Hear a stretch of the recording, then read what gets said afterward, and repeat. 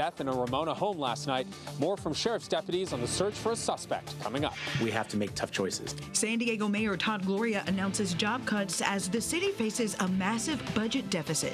Jury deliberations in the Park Court gym collapse case are officially underway following closing arguments late today. I'll have details coming up. Why are gas prices in San Diego so high right now? We spoke with experts to see when and if they're going to slow down.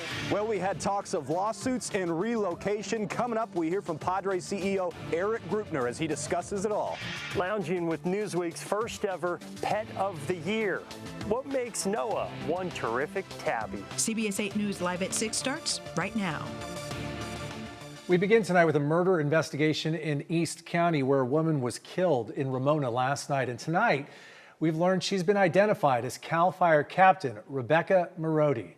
Good evening and thank you for joining us. I'm Carla Chiquetto. And I'm Kirsten Holmes, in tonight for Marcella Lee. No one is under arrest right now, but CAL FIRE says they believe Marodi knew her killer. CBS 8's Alex Cheney joins us live from Ramona with more on this story. Alex? Yeah, that's exactly right. San Diego Sheriff's investigators are still on scene here at the house in Ramona, where they say just last night, CAL FIRE Captain Rebecca Marodi was stabbed and killed. And now the investigation continues into a motive and a possible suspect. CAL FIRE Station 68 in Menifee confirmed in a Facebook post that Captain Rebecca Marodi died after suffering multiple stab wounds at the home she shared with her mother in Ramona. The Riverside County Hazmat team posted this photo of Captain Marodi, congratulating her on her promotion to captain in 2022. The San Diego County Sheriff's Office confirmed that last night around 8:58 p.m. they responded to a call of an assault with a deadly weapon at a house on the 20,000 block of Rancho Villa Road in Ramona.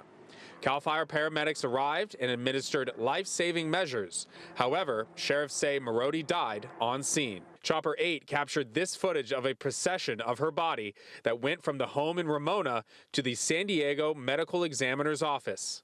Monica Evans, who lives across the street from the home in Ramona, described CAL FIRE Captain Rebecca Marodi as a friendly neighbor. She was very outgoing. She was very nice. I only met her twice, but she was very sweet and very kind and everything else. Had a sense of humor, too. Evans said she is emotional about the death and worried about the impact to the neighborhood. It's very tragic. It's very heartbreaking. How are you feeling? Well, I'm about ready to cry if you haven't noticed, but yeah, it's very hard. In an afternoon release, the San Diego Sheriff's Office said that more than likely the victim and the perpetrator knew each other, so they are now investigating this as a possible domestic violence incident. Reporting here live in Ramona, I'm Alex Cheney, CBS 8. Thank you, Alex. Now to a story we have been following for you for weeks. Tonight, the civil case involving a Park Court gym collapse that left dozens in Barrio Logan hurt back in 2017. This case is now in the hands of a jury. CBS 8's Shannon Handy was there for closing arguments today. Shannon joins us live now from downtown with the latest. Shannon.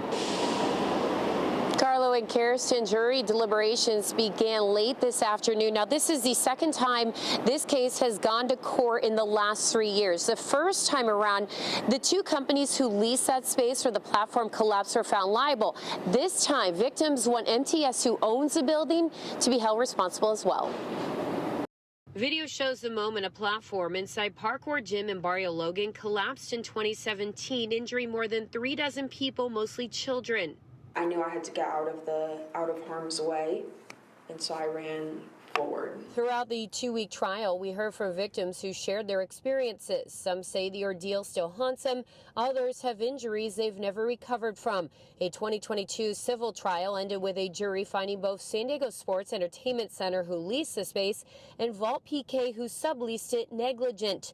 The court granted a non-suit in favor of the building's owner, MTS, ruling there was no duty on MTS's part to keep the public safe in light of language in the lease agreement it had with San Diego Sports Entertainment Center. That decision was appealed, making way for a new trial against MTS. There are two parties who accepted responsibility, and there's one that has not. During closing arguments today, the plaintiff's attorney said MTS officials knew the building housed a kids' gym and that a platform was being added without proper inspections or permits. That structure had never been inspected, had never been permitted, and had never gone through that process. Attorneys say MTS could have prevented the collapse by doing a number of things, including putting up caution tape and signs. Could have just put that across the stairs. But attorneys for MTS argue while its property manager saw the platform, he had no idea what it was going to be used for, nor did he greenlight it, saying ultimately MTS is not at fault. That lease requires all tenants to get their own permits for whatever kind of business and whatever they want to do inside their space. It is not the responsibility of MTS to do so. As for a possible settlement, there's no fixed amount. It would be up to the jury to decide if MTS is found liable. Now, the plaintiff's attorney did suggest a range, saying anything in the six-figure range would be unfair, suggesting each of the 9 plaintiffs in this case receive at least $1 million apiece. Carlo? Thanks, Shannon. Major changes at San Diego City Hall tonight after Mayor Todd Gloria proposed department mergers and job cuts in hopes of slashing $5.3 million in spending. Because the city is facing a massive $250 million budget shortfall, the mayor is making sweeping administrative changes to how the city operates. Among the biggest moves, eliminating his own chief operating officer position, as well as merging multiple departments. $5 million that we'll have available to us to put toward keeping police on our streets, not browning out fire stations, continuing our progress of fixing the damn roads, and getting more homeless into housing. The cuts come after voters rejected Measure E in November. That was a half-cent sales tax proposal, actually a 1-cent sales tax proposal that would have generated $400 million in revenue annually. While Gloria can implement these administrative changes without council approval, the city council maintains final authority over budget decisions. You can read more on the mayor's budget proposal on our website, cbs8.com. The court battles continue for a local firm called Tiny House Company that filed for bankruptcy back in August. Yeah, some people claim they were scammed out of hundreds of thousands of dollars for houses that were just never delivered. CBS 8's David Gottfredson has been following the story for you, and today he spoke with one of those victims. The inside hasn't been touched, but we're getting our windows tomorrow, so we're really excited. Some good news to report for Caroline and Jonathan Silva in National City. They are finally building a tiny home in their backyard on their own, as in do it yourself. I'm just excited because this is the best news that could have happened for the last almost 2 years, and just having this here, even though it's not completed, it's just it's an unexplainable feeling. Caroline says she paid more than $64,000 in 2023 to a firm called Tiny House Company and its CEO, David Flake, to build a house on the property where she, her husband, and her young son could live. But the company never delivered. In August, Tiny House Company filed for bankruptcy. It feels very shameful and embarrassing to be scammed, especially when you think you're young, that's not going to happen to you. There are more than 24 creditors who are in the same boat, hoping a bankruptcy trustee can find the money that David Flake collected and then deposited into his own bank account. During a Zoom hearing Tuesday, which I was not allowed to record, Caroline questioned Flake directly about her $64,000. Flake responded, quote, "I didn't get anything. This money was spent on the company. Caroline, I hope you get some money back when they disperse it." Every time I have to see his face on that Zoom court date, I get very anxious. It kind of messes with me, but I just want to move on, and I don't want him to win. I don't want him to be able to get other people's money and live a lavish lifestyle. Caroline also has filed a lawsuit against Flake, which is ongoing, but for now, she's looking forward to moving on and moving in to the backyard tiny home of her dreams. We're just doing it on our own, and we're figuring it out, but it's here. The former CEO of Tiny House Company blames his business partner for the financial collapse of the company. He has filed a lawsuit as well, which is set to go to trial next month.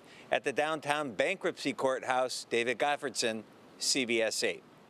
We reached out to the attorney representing David Flake in the bankruptcy case. He responded saying He would have no comment on this report.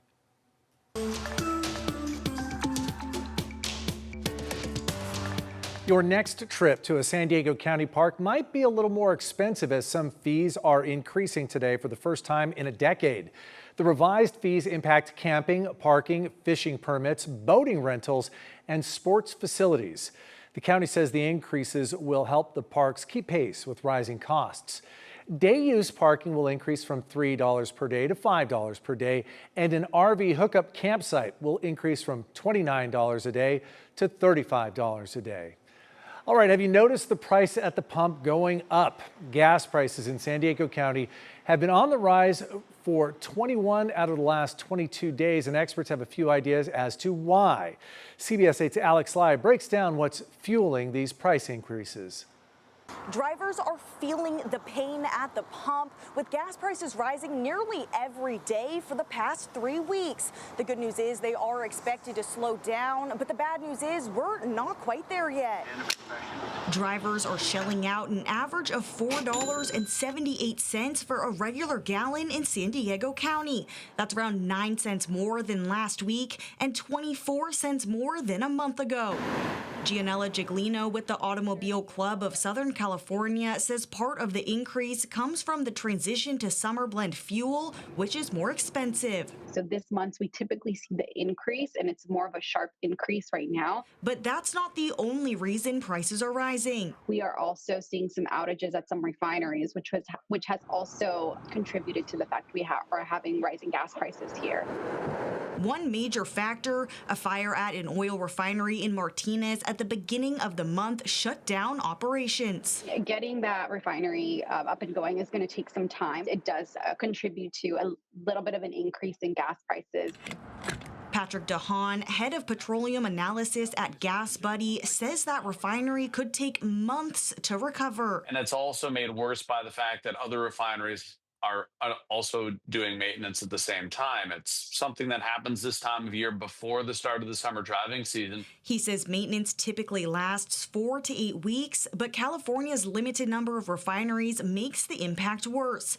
DeHaan says the state now has just 9 refineries, down from 40 4 decades ago. We've long supported low carbon fuel standards. There's been a huge decline in California, and a lot of that has been because of some progressive policies that have cost oil companies much more to stay in business. San Diego drivers are actually paying less than much of California.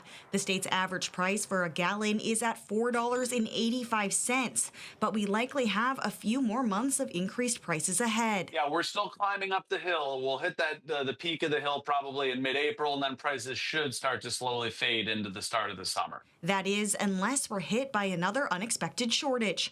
To save at the pump, you can utilize Gas Buddy or Google Maps to find the cheapest gas near you.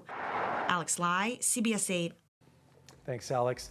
The beauty products one state lawmaker is looking to block children from buying, that's still ahead. Plus, the jury reaches a verdict in the trial against rapper A$AP Rocky. And what we're learning about a scary-looking deep-sea fish that recently washed ashore in San Diego when we come back.